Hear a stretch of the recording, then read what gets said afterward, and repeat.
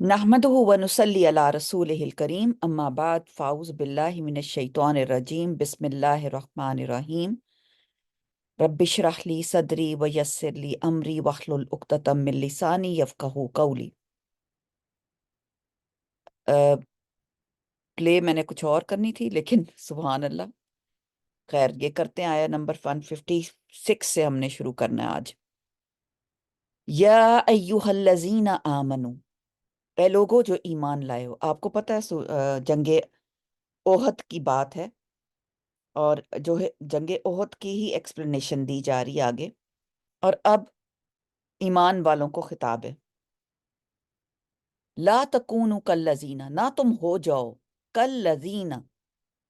ला तकूनु, ना तुम हो जाओ कल्लजीना, उनकी तरह। का मानिंद, अल्लजीना उन लोगों के, मानिंद उन लोगों के यानी कि उनकी तरह। कफरू, कफरू जिन्होंने कुफर किया। उन जैसे मत हो जाना जिन लोगों ने कुफर किया, उनकी तरह ना बन जाओ। वकालू, और उन्होंने कहा, उन्होंने क्या कहा? ले इख्वानिहिम, अपने भाइयों को। अखुवत, अखवान, भाईचारा। अपने भाइयों को क्या कहा? इजा, जब। दरबू, वो चले फिरे। फिल अर्दी, जमीन में। आओ कानू, या थे वो। गुज़्ज़न, गाजी, लड़ने वाले। लव, अगर। कानू, होते वो। इंदना, हमारे पास। माँ, ना। मातू, वो मरते। व माँ कुतिलू, अना वो कत्ल किए जाते। सुभान अल्लाह। क्या कह रहे हैं लोग? लोग उनको कहते हैं कि अगर, जिन्होंने कुफर किया था, कि अगर तुम हमारे पास ही रहते और हमारे पास ही क्योंकि आपको पता है पिछली हमने आयत में 155 आयत में हमने पढ़ा था कि इन्नल लज़ीना तवल्लव मिनकुम यौमल मुल्तक़ल जमआनी, वो दोनों जमातें थी, जो गोरों, दोनों जो ग्रोह थे, उनकी मुठभेड़ हो गई आपस में। तो जब वो आपस में लड़े तो जो लोग तुम में से फिर गए, इनको शैतान ने उनके बाज करतूतों की सबब फिसला दिया था, और अल्लाह इनसे दरगुजर फरमा गया। अल्लाह ताला ने इनको फिर भी माफ कर दिया। पिछली आयत में उनके लड़ाई के बारे में बात हुई, जंग के बारे में। इस आयत में अल्लाह ताला इनके बारे में फरमा रहे हैं कि ए ईमान वालो, इन लोगों की मानिंद ना हो जाना, इन जैसे मत बन जाना जिन्होंने कुफर किया और जो अपने भाइयों के बारे में ये बात कर रहे हैं कि जबकि वो सफर या जहाद में निकलते हैं तो इनको मौत आ जाती है, तो कहते हैं कि अगर वो हमारे पास होते तो तुम ना मरते। यानी कि अगर की बात करनी नहीं चाहिए। अगर कुरान में अगर और एक काश, दो दो लफ्ज हैं जो जिंदगी में नहीं बोलने चाहिए। ये दोनों कुफर की तरफ लेके जाते हैं। तो पहले बताया गया था कि जिस तरह अल्लाह ताला ने जिंदगी और मौत का एक वक्त रखा हुआ है, वो तो आना ही आना है। खैर और बरकत अल्लाह के हाथ में लिखी हुई है। ये लोग उसकी तरफ से यानी और यहाँ पे अखवान से मुराद भाईचारा, ताल्लुक, रिश्ते, रिश्ते के लोग। और यहाँ पे जो गुज़्ज़न है, गुज़्ज़न का मतलब होता है गाजी। गाजी की जम है गजा। फिर और लफ्ज़ आया एक, लिया जाला, ताकि बना दे। से पहले से इनका यानी कि अल्लाह ताला पहले से बना दे, यानी ये बात जो इनके जहन में एक बैठ गई थी कि ये इसलिए बैठी हुई थी कि इनकी मुनाफकत की वजह से अल्लाह ये चाहता है कि ये बाकायदगी से, यानी कि एक इनका वतीरा बन जाए कि इनके दिलों में अल्लाह ताला ने इतना गम डाल दिया। और ये गम जो था, ये इसके अंदर ये गुस्सा जला जाता। और जब इंसान के अंदर गम होता है तो कहता है अगर ये होता तो ऐसे ना होता, अगर ये बात होती तो ऐसे ना होता, अगर मेरा बेटा فلانی جگہ نہ جاتا تو وہ اس مشکل میں نہ پڑتا، اگر یہ گاڑی کا یہ کام نہ ہوتا یا یہ ہوتا تو ایسے نہ ہوتا، اگر یہ ڈاکٹر نہ آتا تو ہماری جان چاہے چلی جاتی یا بچ جاتی اس ڈاکٹر کی وجہ سے۔ آپ کا کیا خیال ہے؟ یہ عقیدہ درست ہے؟ ایسا کہنا رائٹ ہے کہ رانگ ہے؟ آپ کیا سمجھتے ہیں؟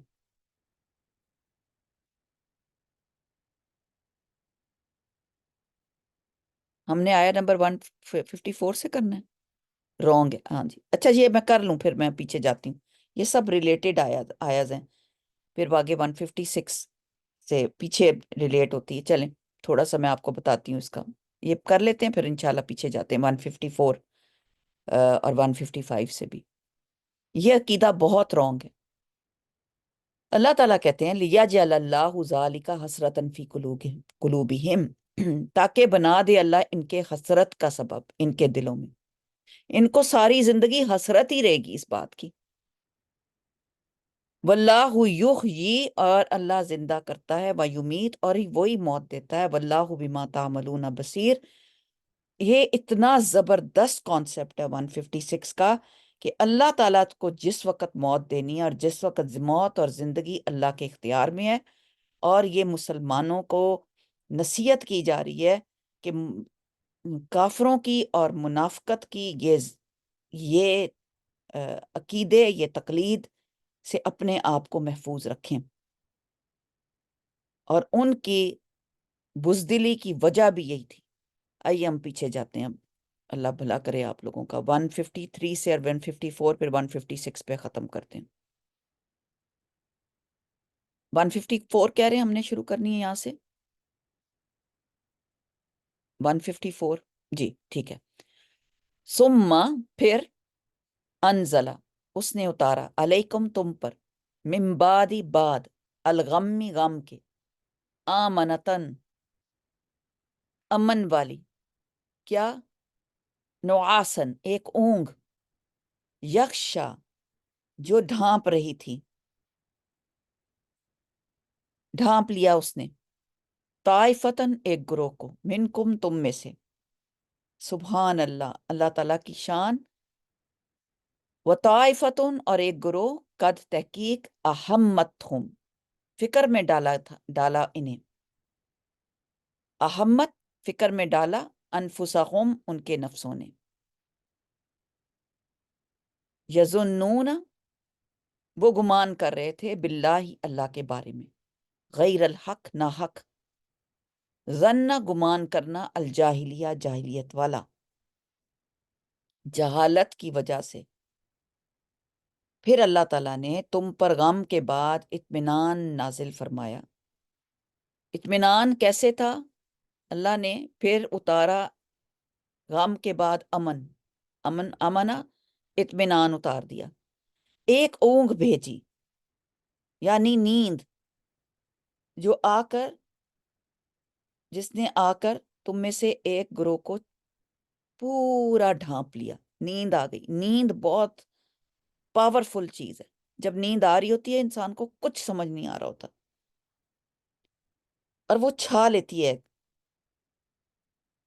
اور ایک گروہ کو اپنی جانوں کی پڑ رہی تھی، فکر میں ڈالے ان کو اپنے نفسوں کی جانوں کی پڑ گئی تھی، وہ گمان کر رہے تھے اللہ کے بارے میں غیر حق، جہالت والی بات، اللہ میں خلاف حقیقت، جہالت کی قسم کی بدگمانیاں کر رہے تھے۔ کیا کہہ رہے تھے؟ یقولون، کیسی بدگمانی کر رہے تھے؟ وہ کہہ رہے تھے، یقولون، وہ کہتے تھے، حل، کیا ہے، لنا، ہمارے لیے، من الامری، معاملے میں، من شیئن، کوئی چیز،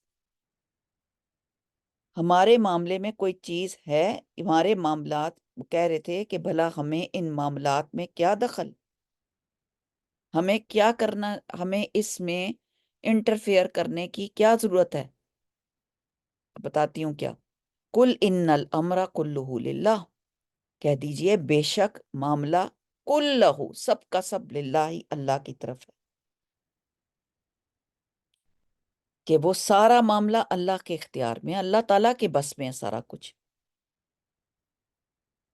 یخفون، یخفون وہ چھپا رہے تھے، خفی روٹ ورڈ ہے، آپ کو سامنے پتہ چل رہا ہے، فی انفسہم اپنے نفسوں میں، وہ انہوں نے اپنے دلوں میں وہ کچھ چھپائے ہوئے تھے، ما لا یبدونا جو نہیں وہ ظاہر کر رہے تھے، لکا آپ کے لیے، وہ دل میں کہتے ہیں کہ اگر اس کام میں کچھ ہمارا بھی دخل ہوتا تو ہم یہاں نہ مارے جاتے، وہ یہ کہہ رہے ہوں گے، یقولون لو کان لنا من امری، وہ کہہ رہے تھے کہ اگر ہوتا ہمارے لیے معاملے میں کچھ بھی، ہمارے لیے کوئی خیر ہوتی، ما قتلنا ہا ہونا تو نہ ہم قتل کیے جاتے ہم اس جگہ۔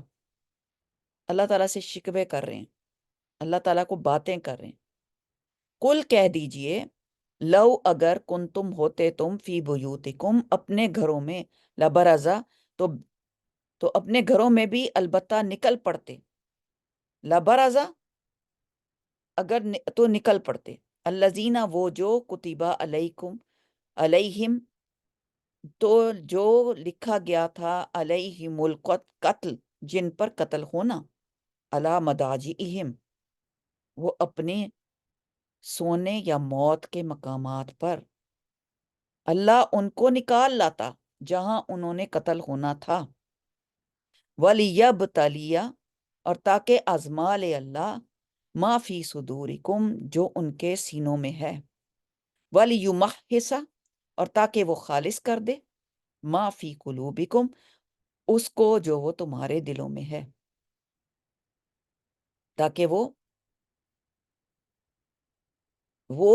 جو ظاہر کر دے اور وہ جو خالص کر دے۔ واللہ علیم بذات الصدور، اللہ تعالیٰ جانتا ہے جو کچھ وہ سینوں میں رکھتے ہیں۔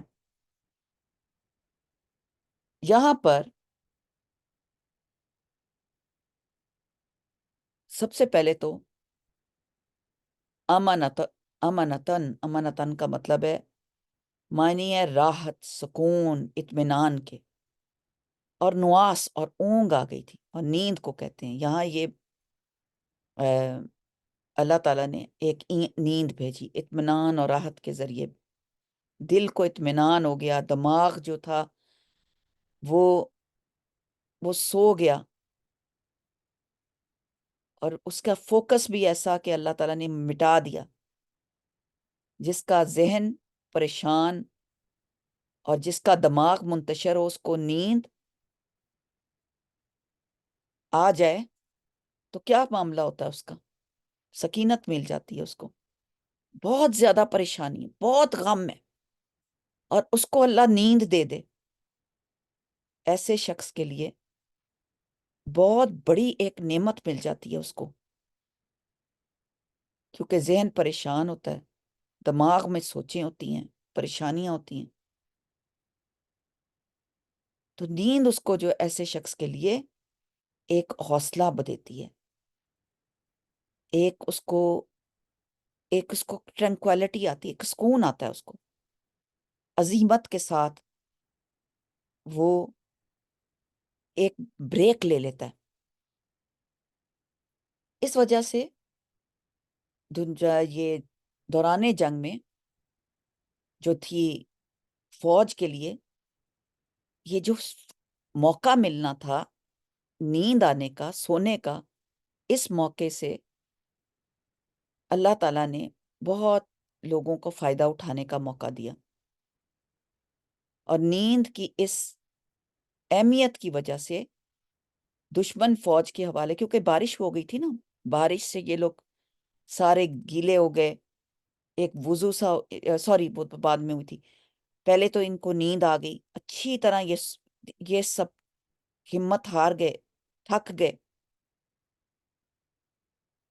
تو نیند کی وجہ سے اس دشمن فوج کے حوصلے جو تھے وہ پست کرنے کے لیے ایک یہ تدبیر اللہ نے سوچی تھی، ایک تدبیر یہ ہے کہ ان کو سونے کا موقع مل گیا اللہ کی طرف سے، اور یہ اللہ کا فضل ہو گیا بہت، کیونکہ فوج جب جنگ کر رہی ہوتی ہے تو تب تو سو نہیں سکتی،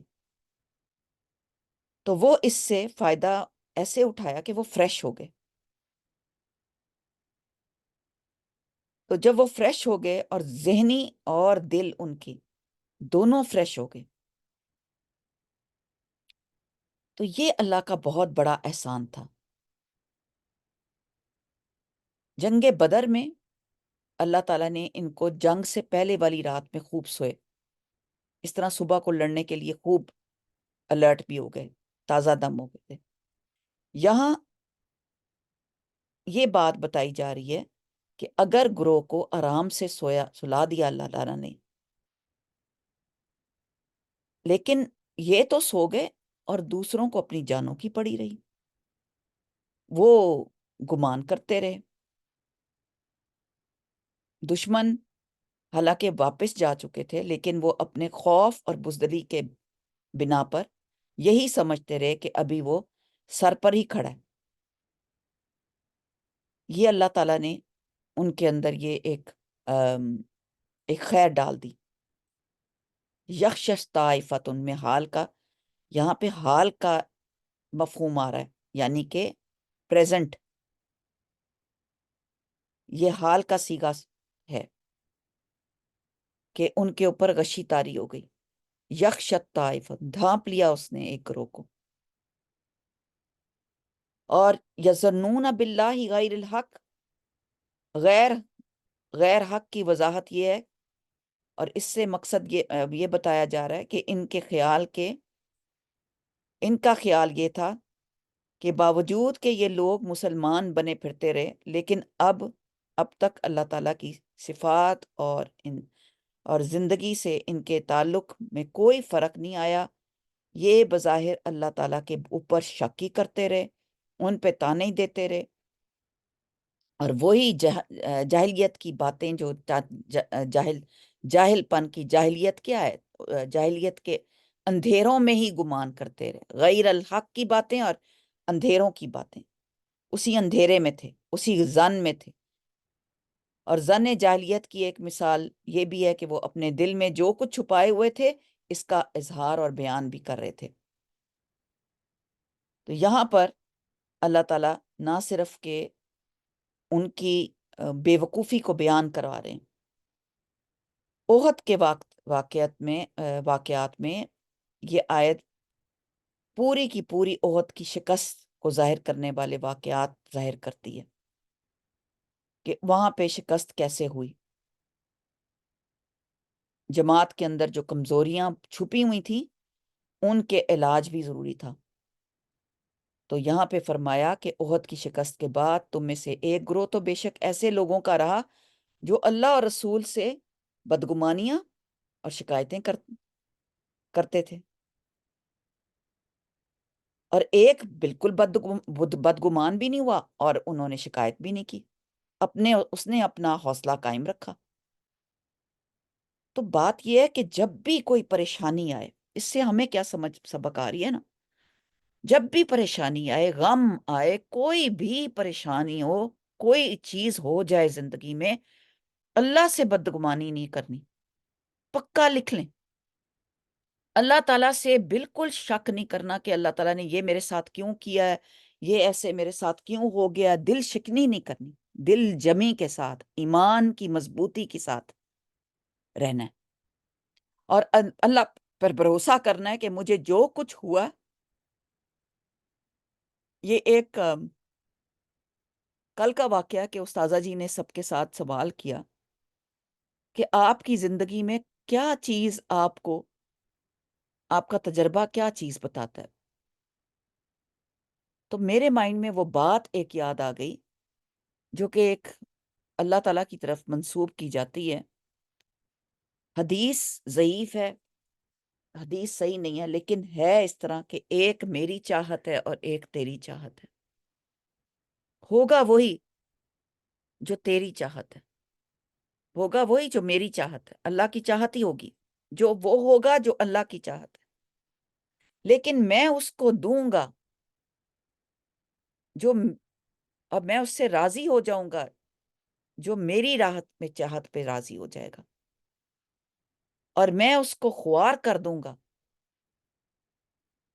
جو اپنی چاہت میں رہے گا، لیکن ہوگا وہی جو میری چاہت ہے۔ بات یہ ہے کہ اللہ کی چاہت پہ راضی رہنا بہت بڑا انعام ہے۔ ہاں، اللہ تعالیٰ نے کر دیا، اللہ تعالیٰ کو یہی منظور تھا۔ اس میں ایمان کی مضبوطی کی ایک بہت بڑی شہادت آتی ہے، یہ گواہی آتی ہے۔ کیونکہ دیکھیں، دوسرا جو گروہ تھا جسے برابر اپنی جانوں کی پڑی ہوئی تھی، وہ اللہ سے اس قسم کی بدگمانیاں میں مبتلا تھا، جو ایمان اور اسلام دونوں کے لیے صحیح نہیں تھے۔ زمانے جاہلیت کی باتیں، ایسی باتیں کر رہے تھے۔ اس کا خیال تھا کہ معاملات فیصلہ کرنے میں نبی صلی اللہ علیہ وسلم اور ان کی نافرمانی کرنے میں ہی صحیح رہے گا، اور خود اپنی مرضی سے کام لینے میں صحیح آگے ہم رہیں گے۔ ان کے مشوروں کی کوئی قدر نہیں انہوں نے کی، ان کی رائے نہیں مانی۔ اگر ان کی رائے مان لی جاتی اور مدینہ کے اندر ہی محصور ہو کر جنگ کی جاتی تو یہ افسوسناک صورت پیش نہ آتی، اور ہم یہاں اس ذلت کے ساتھ قتل نہ ہوتے، یعنی کہ ہم مدینہ کے اندر ہی رہتے۔ آپ کو یاد ہے وہ کہہ رہے تھے کہ مدینہ ہی میں ہمیں رہنا چاہیے۔ جب انسان مدینہ میں ہی رہتا تو کیا ہوتا؟ وہاں کے تو بچے بھی مارے جاتے۔ آج کیا ہو رہا ہے غزہ میں؟ کچھ کسی کو بھی نہیں چھوڑا جا رہا، کیونکہ وہ اپنے ہی شہر میں بیٹھے ہیں۔ وہ کہاں بھاگیں، کدھر جائیں؟ وہ تو نکل آئے تھے باہر آ کے جنگ کرے تھے، وہاں ان کو قتل کیا جا رہا تھا۔ ہم یہاں اس ذلت سے ساتھ قتل نہ ہوتے، وہ یہ کہا کرتے تھے۔ ان کی تردید کی جا رہی ہے، اس میں فرمایا جا رہا ہے کہ تمہارے یہ خیال بالکل غلط ہیں۔ یقولون حل لنا من امرنا من شیء، ہمارے لیے معاملے میں کوئی چیز نہ ہوتی۔ کل کہہ دیجئے ان الامر کلہ للہ یخفون فی انفسہم، وہ چھپا رہے تھے اپنے نفسوں میں جو نہیں وہ ظاہر کر رہے تھے، لکا آپ کے لیے، نبی صلی اللہ علیہ وسلم کے لیے۔ وہ کہہ رہے تھے اگر ہوتا لنا ہمارے لیے من الامر، ہمارے معاملے میں ہماری بات سنی جاتی اور ہماری رائے لی جاتی، ما قتلنا ہا ہنا، تو ہم یہاں نہ قتل کیے جاتے۔ قل لو کنتم فی بیوتکم، کہہ دیجئے اگر ہوتے تم اپنے گھروں میں بھی، لبرزا، البتہ نکل پڑتے، الذین، وہ جو کتبہ لکھ دیا گیا تھا جن پر قتل ہونا، اپنی طرف اپنی موت کے مقامات پر، لیبتلیہ، تاکہ آزما لے اللہ تعالیٰ، ما فی صدورکم، جو تمہارے سینوں میں ہے۔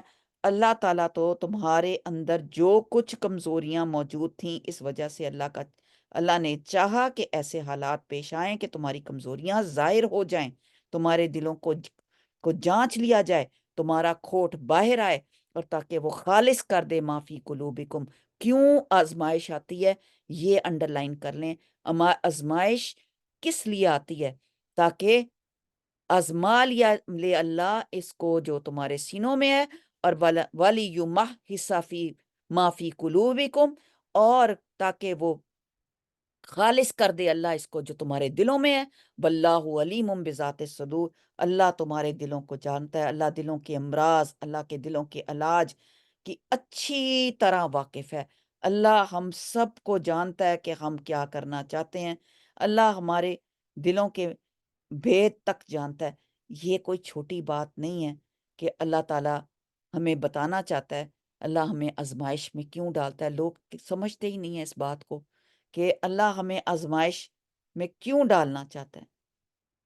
ان پر پے در پے صدموں کے بعد اللہ تعالیٰ نے میدان جنگ میں موجود مسلمانوں پر اپنا خاص فضل فرمایا کہ ان پر اونگ مسلط کر دی، جس سے انہیں امن اطمینان ہو گیا۔ ابو طلحہ رضی اللہ تعالیٰ بیان کرتے ہیں کہ ہم پر اونگ چھا گئی جبکہ ہم احد کے دن اپنی صفوں میں کھڑے تھے۔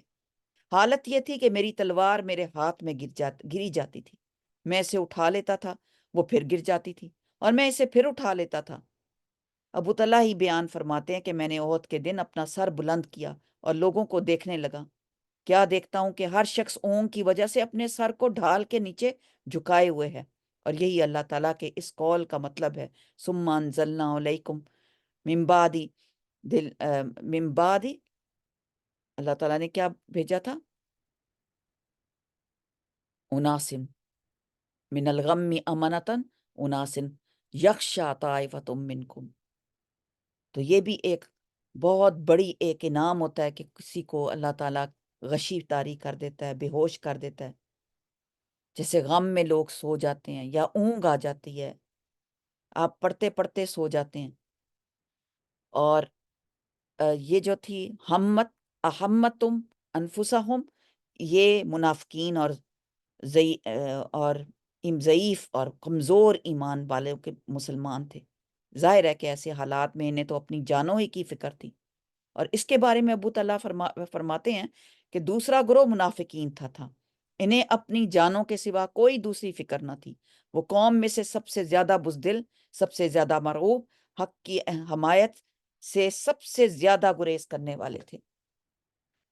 آپ سوچیں کہ ابو تعالیٰ کی یہ باتیں الحمدللہ میں کیوں آپ کو سنا رہی ہوں، تاکہ آپ کو پتہ چلے کہ جو لوگ ہمت ہارنے والے ہوتے ہیں ان کو کسی کی فکر نہیں ہوتی، وہ صرف اپنی فکر کر رہے ہوتے ہیں.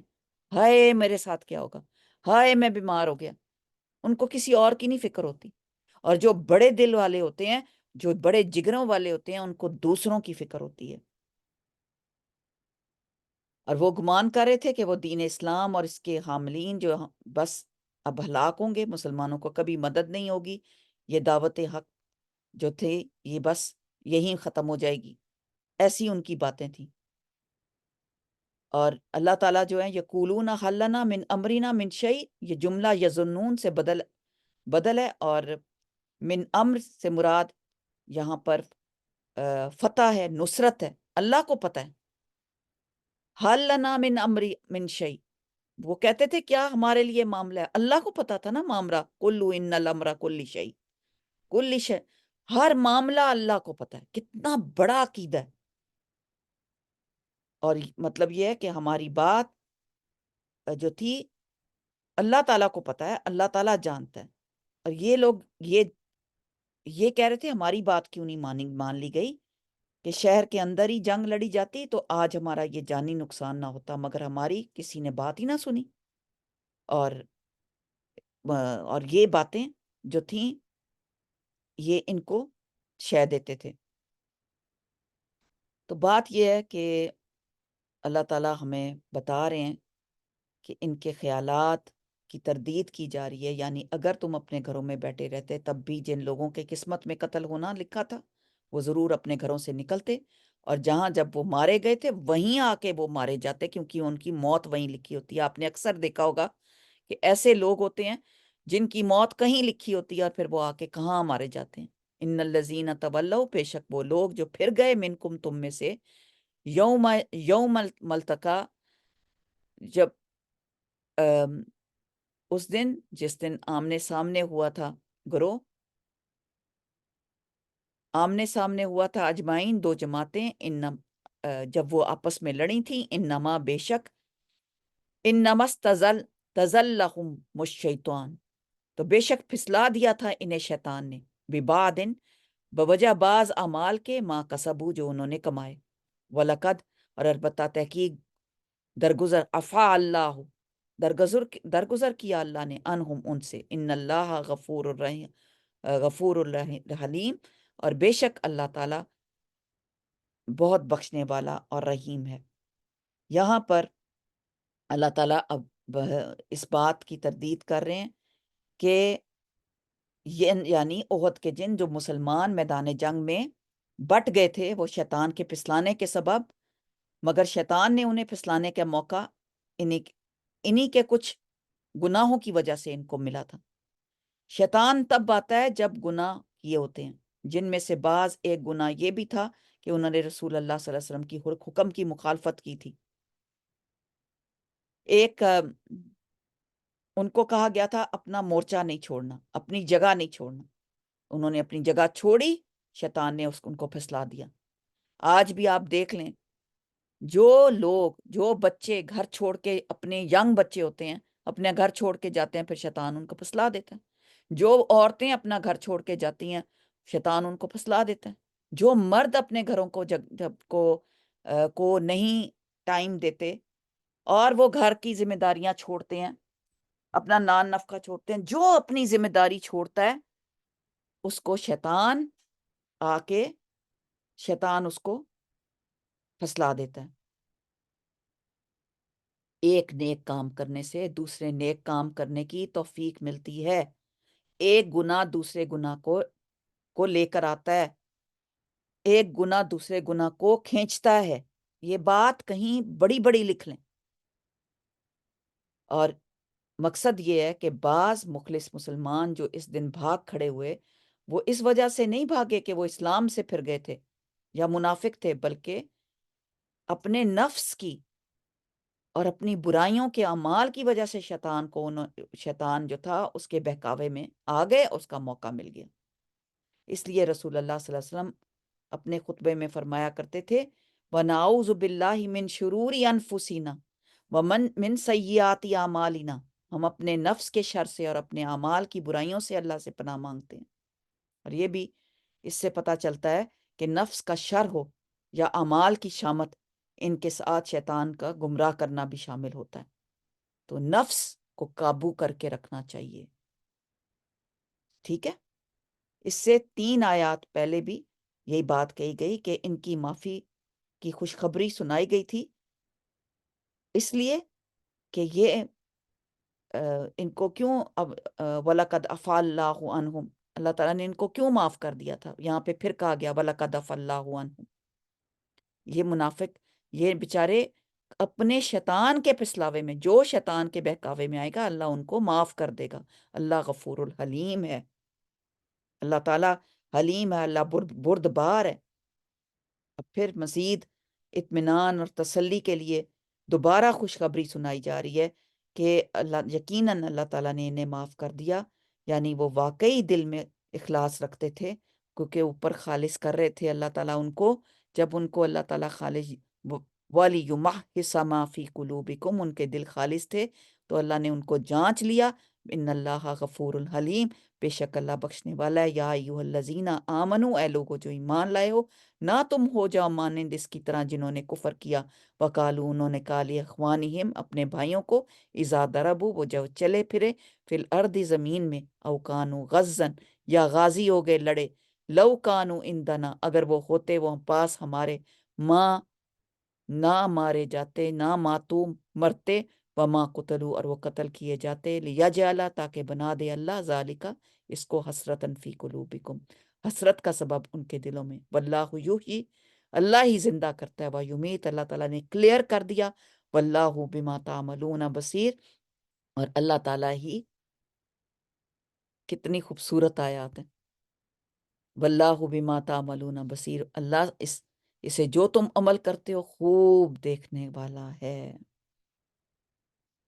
کہ یعنی جو واقعی دل میں اخلاص رکھتا ہے، اللہ اس کو ایک تو معاف کر دیتا ہے، اور دوسری بات کہ اللہ تعالیٰ یہاں پر فرما رہے ہیں جو غازی ہو گئے اور جو زندہ بچے، یعنی لڑنے والے، اور دونوں مسلمانوں کا یہاں پر بہت زبردست تاکید فرمائی گئی کہ تم ان لوگوں کی طرح نہ ہو جاؤ جو اپنے نفاق کی وجہ سے کافر ہیں، وہ بہت برا عقیدہ رکھتے ہیں، گندا عقیدہ صرف دل ہی میں نہیں رکھتے بلکہ وہ ظاہر بھی کر دیتے ہیں۔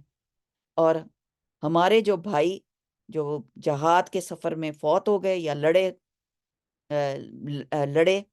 اور وہ بیچارے زخمی ہو گئے، ان کو کہتے ہیں کہ اگر ہمارے پاس رہتے تو تم مرتے نہ اور نہ قتل ہوتے۔ ان کا یہ عقیدہ اور ان کی یہ بات، ان کا قول، اللہ تعالیٰ ہمیشہ کے لیے ان کے دلوں میں حسرت اور افسوس ہی ان کو بنا رہے گا، کیونکہ ان کا عقیدہ درست نہیں۔ مسلمانوں کو اس عقیدے سے اس لیے روکا گیا کہ یہ غلط بات ہے، اور غلط ہونے کے ساتھ ساتھ یہ ایک بزدلی کا سائن ہے، بزدلی کا باعث بنتا ہے۔ اگر یہ ہوتا تو یہ ایسے ہوتا، اگر یہ ہوتا تو، اگر یہ ایسے، میری بیٹی ایسی ہوتی، پیاری ہوتی تو اس کی شادی جلدی ہو جاتی، ایسے کرتے ہیں نا ہم۔ اگر اس کا قد لمبا ہوتا تو اس کا یہ ہوتا، یہ ہم کرتے ہیں، ہمارے ہر وقت ہماری یہ ہماری بزدلی ہے، یہ ایمان کی بزدلی کا ثبوت ہے، بہت بڑی بات ہے۔ ایمان مضبوط ہونا چاہیے. نہیں، اللہ نے پیدا کیا اس کو، اللہ اس کے لیے ایسا کرے گا. اللہ نے اس کا قد چھوٹا کی دیا اس کو، اللہ اس کے لیے اسی میں خیر رکھے گا. جو کچھ دیا اللہ تعالیٰ نے، اللہ کی ہر بات میں راضی ہونا، یہ عقیدہ مسلمانوں کو قوت بخشتا ہے. حکم دیا کہ دل مضبوط رکھو، موت اپنے وقت سے ایک لمحے پہلے نہیں آ سکتی. اور شیطان کا دخل، اس کی دخل اندازی سے بچو، اس کو موقع نہ دو. قوی مومن اللہ تعالیٰ کے نزدیک کمزور سے بہتر ہے اور زیادہ محبوب ہے. ہر ایک میں کوئی نہ کوئی بھلائی ہے.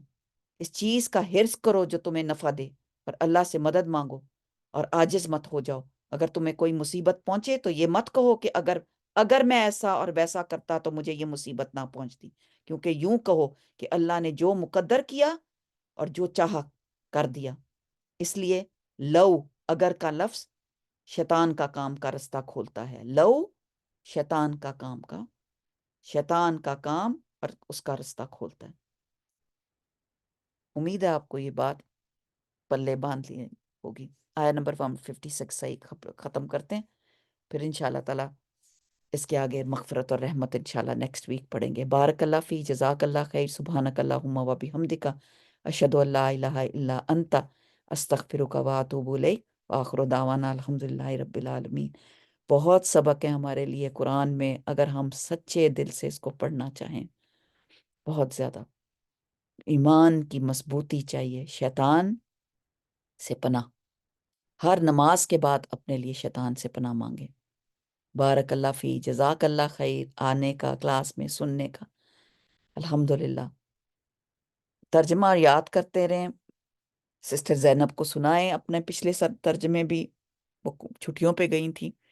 ضرور اپنا کام ساتھ ساتھ کرتے جائیں. بارک اللہ فی. السلام علیکم ورحمۃ اللہ وبرکاتہ. وعلیکم السلام ورحمۃ اللہ وبرکاتہ. السلام علیکم میم، مجھے ایک ریکویسٹ کرنی تھی. ہیلو، السلام علیکم.